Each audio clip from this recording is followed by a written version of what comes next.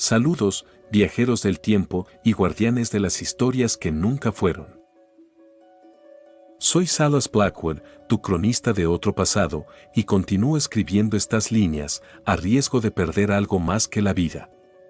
La memoria de lo que fuimos. En el capítulo anterior, relaté cómo, tras la victoria en la guerra contra el Imperio Británico, George Washington aceptó la corona y se convirtió en monarca absoluto, guiado por la ambición de Alexander Hamilton. Vimos cómo los antiguos padres fundadores se fracturaron. Como algunos juraron lealtad y otros, perseguidos, huyeron o desaparecieron. La nobleza americana nació entre juramentos de obediencia y títulos heredados, mientras la esclavitud adoptaba un nuevo rostro. Cadenas legales y económicas bendecidas por la corona. Todo fue cambiando, lenta pero implacablemente. Y lo que alguna vez llamaron libertad fue reemplazado por un eco torcido de obediencia. Pero la caída de una nación no empieza con el hierro, sino con la palabra. Y en este capítulo narraré la noche en la que descubrimos el mayor de los decretos.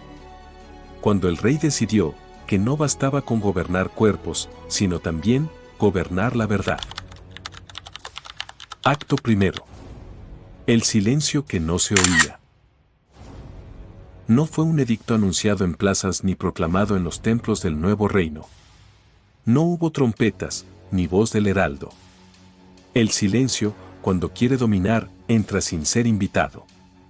En el invierno de 1795, mientras las cosechas se reducían y los veteranos mendigaban en las calles, comenzaron a circular rumores. Periódicos desaparecidos, imprentas vacías, periodistas que no regresaban a casa. Recuerdo la noche en que escuché por primera vez el nombre del nuevo organismo real. El Ministerio de la Verdad. Un mercader de té, temblando como si la nieve le hubiese entrado en los huesos, me confesó: no van solo por las espadas, van por las historias. Aquella frase se me quedó grabada. No era una amenaza abstracta. Era la advertencia de un reino que empezaba a devorar sus propias palabras. Comenzaron a escucharse historias de vecinos desaparecidos, de cartas censuradas y de libros que se convertían en cenizas antes de llegar a manos de los lectores. Algo se movía bajo la superficie de las calles, en los corredores silenciosos de los edificios del gobierno. Nadie hablaba abiertamente, pero todos escuchaban el eco de un mundo que ya no reconocían. El silencio era más que ausencia. Era la primera cadena que la corona colocaba alrededor del pensamiento. Y en medio de ese temor, comprendí que nuestra resistencia no podía ser solo física, debía ser silenciosa, subversiva y sobre todo, invisible. Porque la libertad ahora se escondía donde nadie pensaba buscarla. Acto segundo. Los últimos suspiros de la imprenta libre. Filadelfia y Boston fueron las primeras en caer. Las patrullas reales, portando el estandarte del león americano coronado, irrumpieron en las imprentas, alegando sospechas de sedición. Los talleres fueron sellados con cera roja. Nadie podía entrar sin permiso. Las máquinas, que antes rugían con ideas, quedaron mudas. Yo conocí a los últimos impresores libres. Recuerdo especialmente a Samuel Otis, cuyo sótano olía a tinta, pan y esperanza. Allí, imprimió durante meses panfletos clandestinos que advertían que el reino no era un muro, sino una jaula. Pero no tardaron en encontrarlo. Se lo llevaron de madrugada. Su esposa gritaba, mientras los soldados arrojaban a la calle cajas de tipos móviles, como si las palabras fuesen un delito tangible. Él fue acusado de propagar deslealtad al monarca. Nunca más volvió a saberse de él. Su nombre fue borrado de los registros públicos. Ese fue el día en que entendí que lo que estaba muriendo no era una imprenta. Era la respiración de un país. Las historias Los relatos de victoria y derrota, de libertad y rebelión, comenzaron a disolverse en la noche, y con ellos, la memoria colectiva que habíamos construido durante décadas. Los ciudadanos empezaron a temer a sus propios pensamientos. Susurraban en voz baja, incluso dentro de sus hogares, temiendo que las paredes tuvieran oídos. Y fue allí, en ese miedo silencioso, donde supe que la verdadera guerra apenas comenzaba. Acto tercero. El imperio de la prensa y el control del relato. Controlar el oro no bastaba. Había que controlar la verdad. En 1795, el Ministerio de la Verdad reemplazó a las antiguas imprentas libres de Filadelfia y Boston. Lo que antes era un bullicio de ideas, se transformó en un murmullo contenido. Los periódicos independientes fueron clausurados y sus imprentas selladas con el emblema del león americano. Yo conocí a uno de los últimos editores libres. Su nombre era Samuel Ores, un hombre que imprimía panfletos en el sótano de su casa con tinta que ocultaba bajo sacos de harina. Lo arrestaron por propagar deslealtad al monarca. Su familia fue despojada de bienes, su taller incautado y su nombre borrado de los registros. En el nuevo mundo del rey, las palabras eran más peligrosas que las espadas. Los diarios reales publicaban edictos cuidadosamente revisados por el Consejo de Virtud Pública. Cada noticia pasaba por 3 filtros: lealtad, moral y utilidad. La realidad era moldeada como arcilla.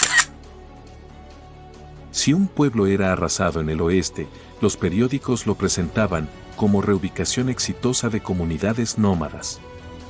Si un noble era ejecutado, se decía que había abdicado por el bien del reino. El control era tan sutil que muchos creyeron en la ilusión. Los editores que resistían eran desaparecidos, los escritores silenciados y las ideas convertidas en rumores que nunca tocaban la luz del día.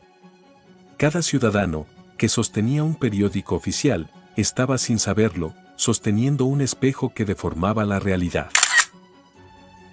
El rey, cada noche, revisaba los ejemplares seleccionados por sus secretarios. Y cuanto más los leía, más creía en ellos. La corona empezó a vivir en un mundo de papel y el país real se hundía en la sombra. Yo, Salas Blackwood, escribía en secreto. Sabía que, si me descubrían, mi destino sería la horca. Pero alguien tenía que dejar constancia de que América había vendido su voz. Y mientras tanto, la resistencia silenciosa se organizaba, aprendiendo a sobrevivir entre los huecos que la corona dejaba. Cada susurro, cada carta escondida, era un acto de guerra contra la falsedad del trono. Acto cuarto. La red de los susurros que no quisieron morir. Creyeron que al apagar las imprentas, extinguirían el pensamiento. No conocían la naturaleza de la libertad. Puede perder un brazo, pero nunca deja de gatear. Lo que la corona llamó orden, nosotros lo llamamos silencio impuesto. Y contra ese silencio nació algo nuevo, algo que ningún rey había previsto. La hermandad de los susurros. Se contó que empezó con 3 mujeres que habían sido tipógrafas, pero que ahora trabajaban remendando uniformes reales. En los pliegues de las casacas cosían fragmentos de frases prohibidas. Quien las encontraba, a menudo por azar, leía con el corazón acelerado. Si la verdad muere, tú serás su sepulcro o su espada. Los marineros escondían mensajes en los nudos de las cuerdas. Los maestros intercambiaban páginas arrancadas de libros prohibidos dentro de diccionarios escolares.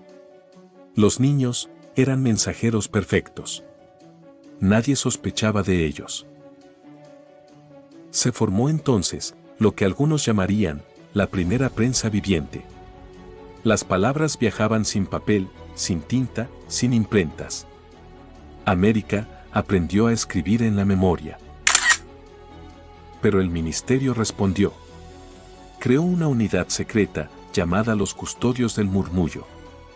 Estos guardianes, pertenecientes al Ministerio de la Verdad, eran cazadores entrenados para detectar conversaciones, gestos y silencios incómodos.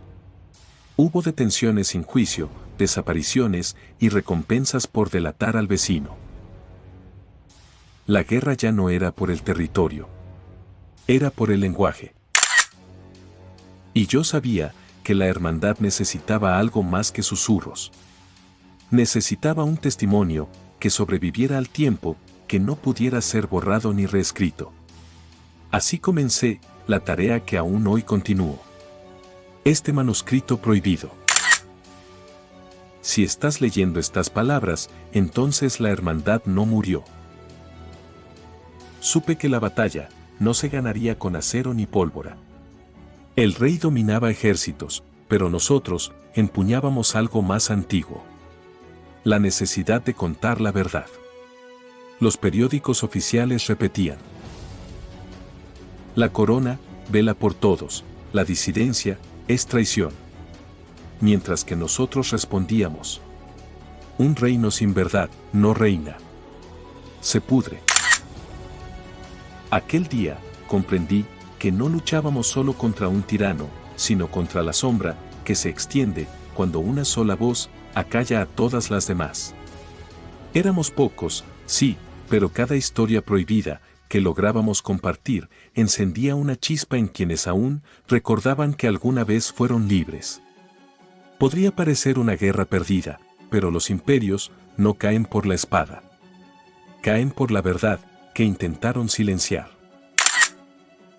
Si estás disfrutando de esta miniserie y quieres seguir acompañándonos en estos relatos de historia alternativa, no olvides dar like, suscribirte al canal, activar la campana de notificaciones y dejar un comentario con tus pensamientos o teorías. Tu participación mantiene viva la voz de los que escribimos en secreto. ¿Crees que la resistencia logrará difundir la verdad lo suficiente como para debilitar el control del rey? Nos vemos en el próximo capítulo de El Imperio de las 13 Coronas, donde las coronas extranjeras reaccionan ante un George I de América que ha silenciado un continente y se preparan los primeros movimientos de conspiración internacional. ¿Cuál de las 13 coronas crees que será la primera en desafiar abiertamente al rey George I? Nos encontraremos en la próxima crónica. Hasta entonces, que la verdad siga rugiendo donde otros solo quieren silencio.